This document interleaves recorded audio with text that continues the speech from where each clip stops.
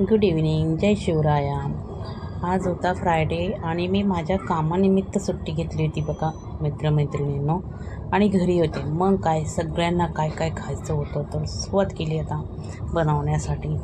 मी ना सकाळी prawns rice बनवला. ॲक्च्युली प्रॉन्स राईसचं मी रेसिपी नाही दाखवली बिकॉज मला वेळ नव्हता तेवढा की शूट करण्यासाठी. मला थोडं बाहेर जायचं होतं तर सो मी ते शूट नाही केलेलं, पण बिर्याणीचे फोटोज मात्र काढलेले आहेत, शूट केलेला आहे.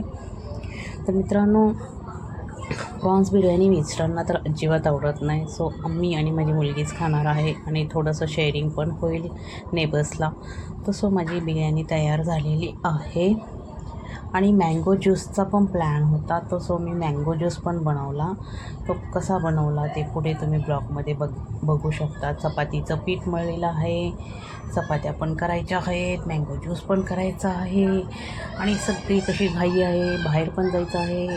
मँगोचे कट पीस केले मी आणि ते असे छान नाही का पाणी टाकून पोई आणि त्याचं काढलेलं कवर असं ते सगळं पाण्यात ठेवलेलं आहे. याचा आता मी ज्यूस बनवणार आहे. तो शेजारी ज्यूस दिसत आहे बघा.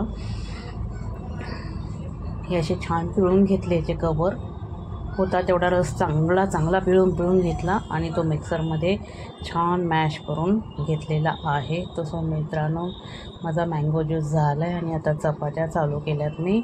चपात्यांना मी पिठाचा गोळा मळून घेतला होता ऑलरेडी आणि आत्ता कशी छान मस्त बिर्याणी, मँगो ज्यूस, काकडी मस्त. तुम्हाला कसं वाटलं? Good night. Like subscribe.